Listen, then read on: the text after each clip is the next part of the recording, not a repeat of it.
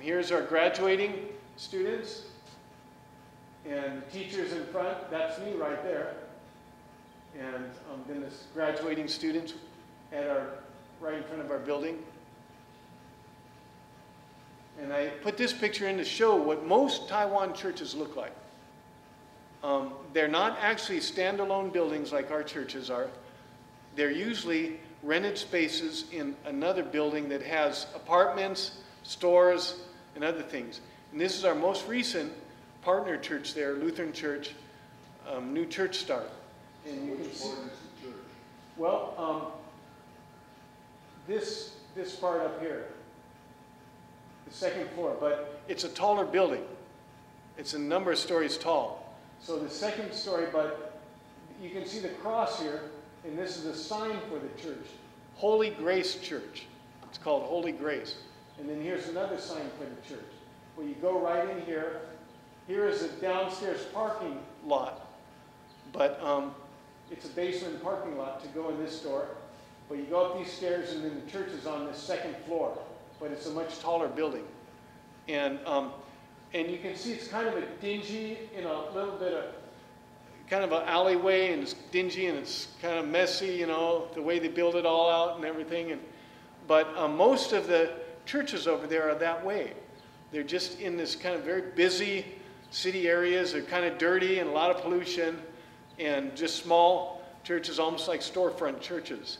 And that's what I go to preach in these churches a lot, and that's what our partners are working in the environment. This is some of my other work around Taiwan. This is in Hong Kong, our partner church there in the seminary. They asked me to be New Testament lecturer for their annual New Testament lecture for the last 4 years. And you can see here, that's me right there, and some other fellow missionaries and the leaders of the Hong Kong church, and then a lot of pastors and seminary students and people who have come to attend the lecture. This is in Singapore. This was just recently, Reformation Day. There's a Lutheran body in Singapore, only one. And they're not actually Missouri Synod related because of their missionaries were from, I don't know where, but they say when I went there, the president of their Lutheran body told me, we are very much like the Missouri Synod. We use all the Concordia material for our Sunday school, and you know, whenever there's Missouri Synod people here working, they always go to our churches and feel good there.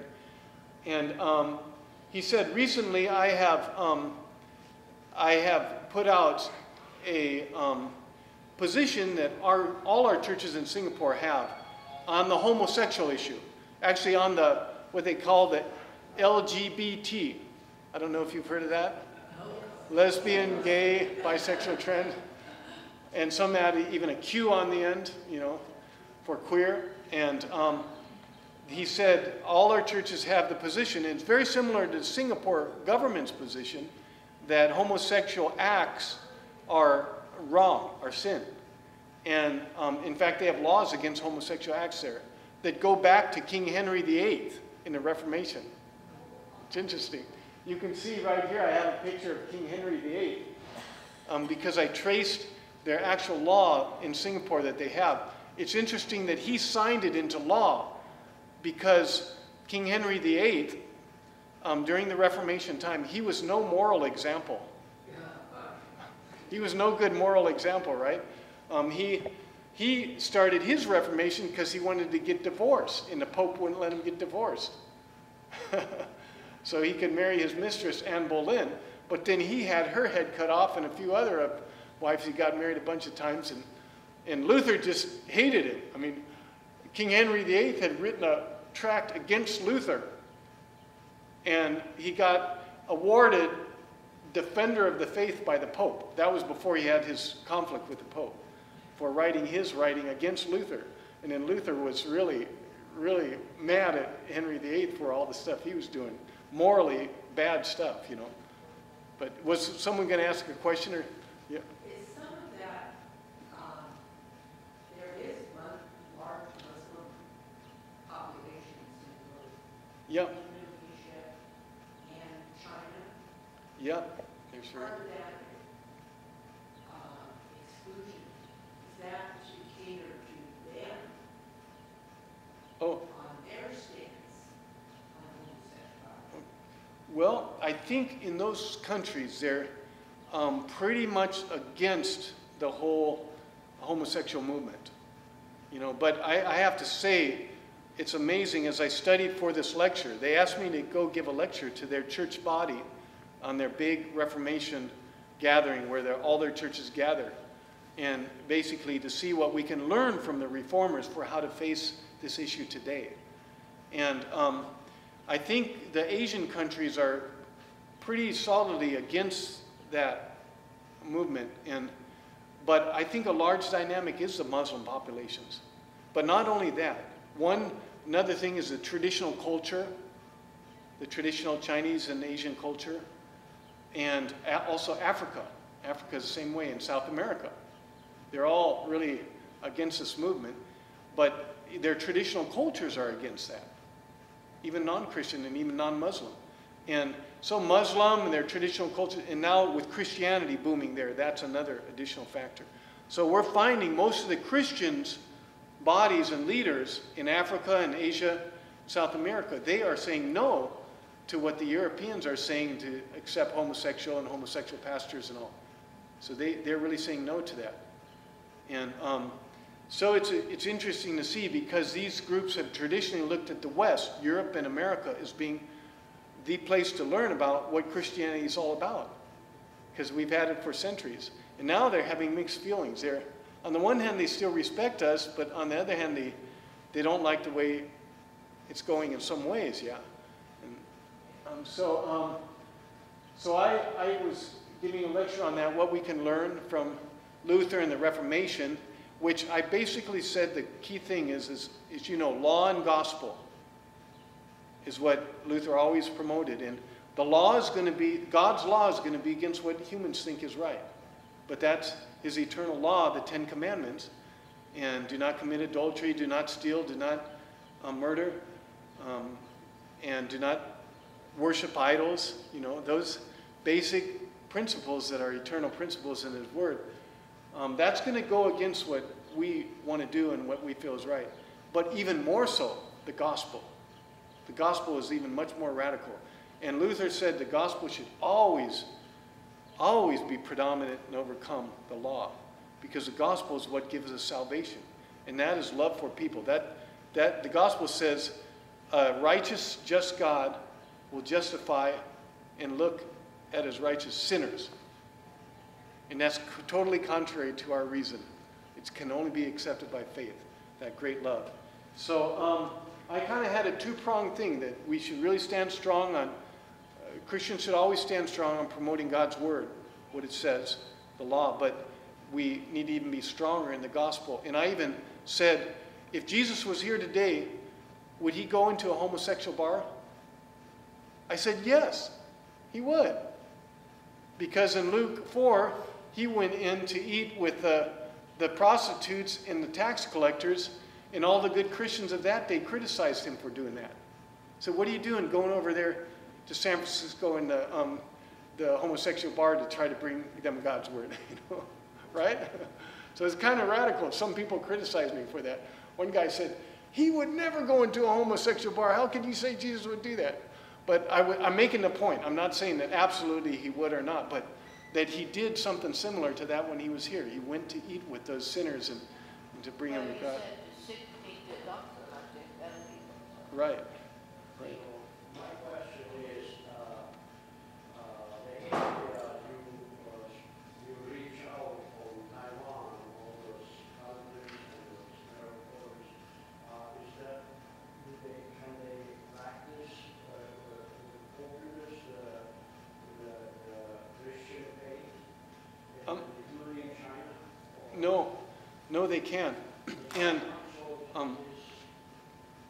that's right. They have various different levels of freedom in what they can practice.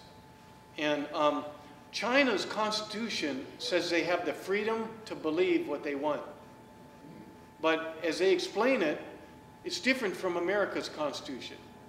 the First Amendment in America's Constitution says the government will not establish or hinder the free exercise. I'll read it. Free exercise. So free exercise means we can exercise our faith freely and openly.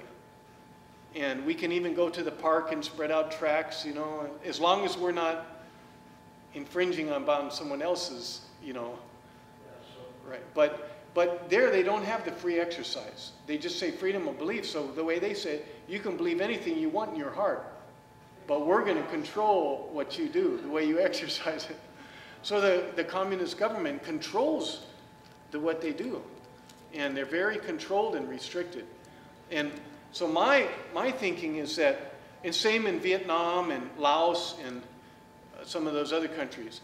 So my thinking is, originally, according to Marxism, they wanted all religion to fade away. They believed it was false and just imagination of man. And they tried to do steps to get rid of it. But whether they try to get rid of it in Eastern Europe or Russia or China or wherever, they could never do that. And it had the opposite result of it going. So I think they have stepped back to doing the next best thing they can, is control it. They just try to control it. And so those countries are immensely controlling. And they do persecute not all the people in all the places, but in some places they do. So China is still very restrictive in that. And there's still a big underground church there, very big, much bigger than the legal church. As you said, they remove from one million. Yep. Yep. So they actually cannot be open witness like we are here. That's right. Yep. They can't be open witness. Yep. Yeah. And they have to restrict all religious activity to actual property of the church. Once they step off the property, they can't talk about or do according to their law. But they do. They still witness, and even against their law. Because that's what Christ commanded us to. But Hong Kong was a British rule for so many years, and they had all this freedom. Now, is it restrictive in Hong Kong too, or is there a little more freedom? Right now, they're undergoing a lot of tension and stress on that issue because China, Beijing, has said they will let them go for 50 years like they were. And that is with the freedom. So they do have freedom there, but they're starting to feel the heavy hand of Beijing, and they're rebelling against it. They're demonstrating against it. So, so that's one thing that's happening there right now. Yeah. So, so there's still a lot of enemies of the gospel, but Christ said, make disciples of all nations, and he didn't say, if the government has a law against that, don't go there.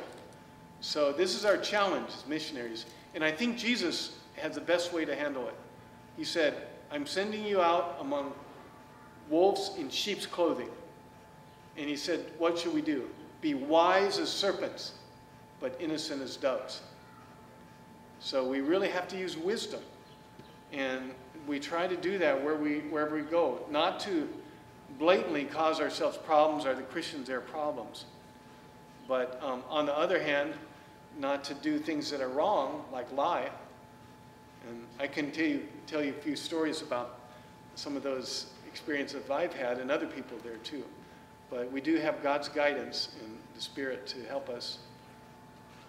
So this is in Singapore. Now Singapore is free, has freedom. But their government is a pretty strong government. You can't say it's completely democratic, but it's very similar to democratic government. And actually, this is now the place in the world that many millionaires want to live. And a lot of stars and rich people that you know the names of have homes there.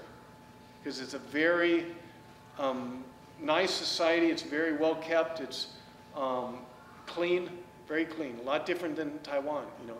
Very clean and orderly. So, so they like Singapore. They like to go there.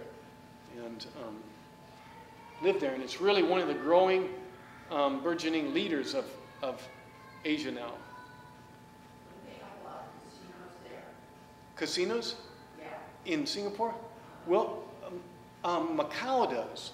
You might be thinking of Macau, but I think gambling is not allowed in Singapore. But I may be wrong. But I know Macau is a big casino place. Got a lot of bad investments. Yeah, there's a lot of stuff going on in Macau, you know.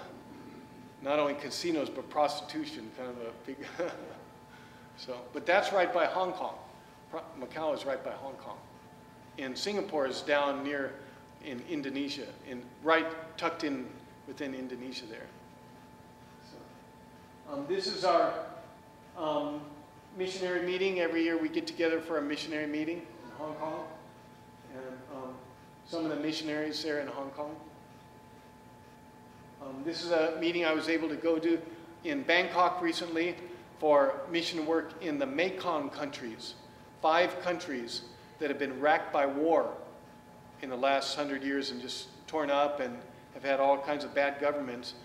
Cambodia, Vietnam, Laos, Thailand, and Myanmar. And now we're really reaching out into these countries with our mission work. That's in Bangkok, and that's our missionary who's there now, Dennis Dino. And here is the area, here is our kind of our mission headquarters in Bangkok.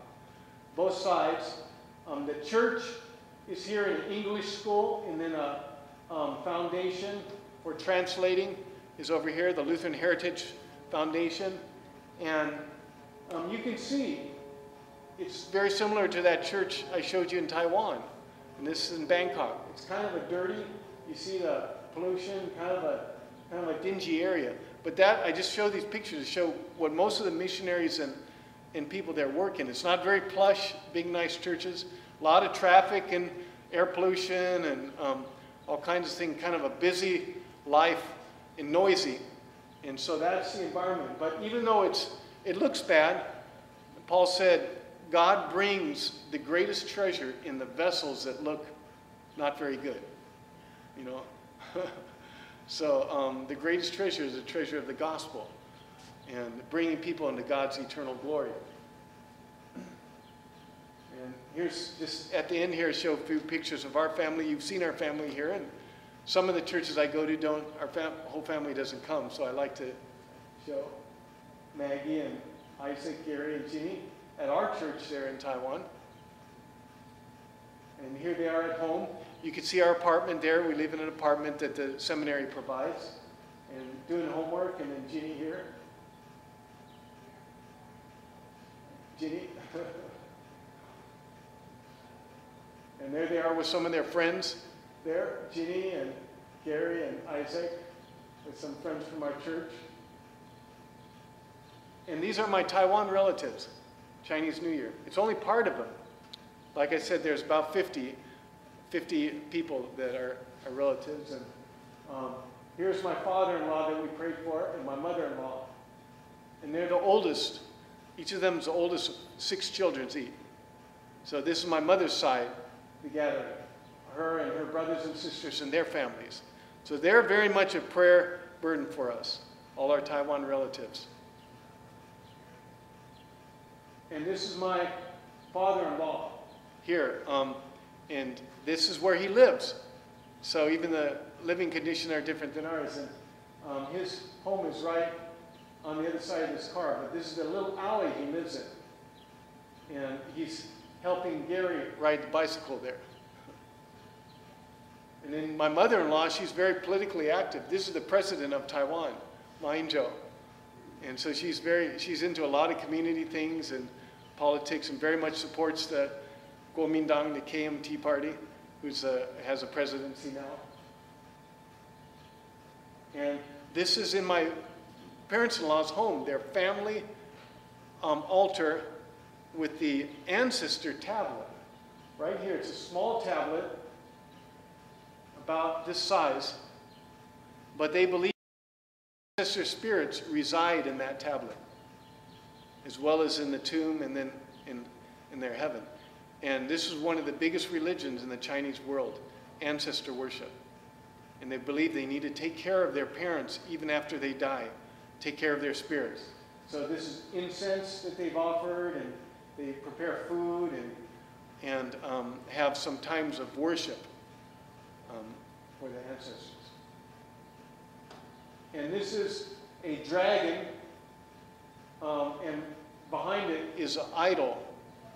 And this was a video originally, but the video's not working now. And but it was a little parade right by their house, and my brother-in-law, this is my father-in-law, my brother-in-law has prepared fireworks, crackers, so that when it goes by, they'll light off the firecrackers and all kinds of firecrackers explode. And that traditionally is to chase away the evil spirits in the Chinese world, is because they believe the bad spirits don't like that loud sound. And they don't like bright colors like red. So that's why in the Chinese New Year you see a lot of red and a lot of fireworks, is to chase away the bad spirits.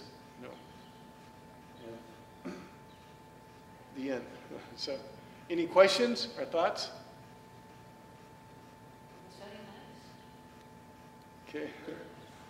All right. Well, thank you for everyone and interest in the support. It's good to be here. Can you go back to the first picture of the seminary?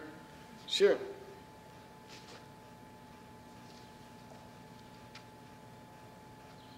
Oh, I turned this off. Oh.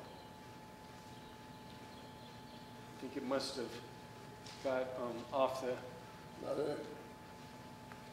Not there? He'll get it there. You know what slide it is? The first, it'd be number 1, right?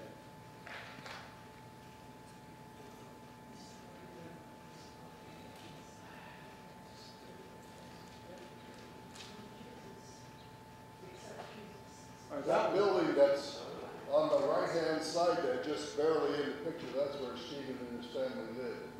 They're Yeah. just catty corner across the street.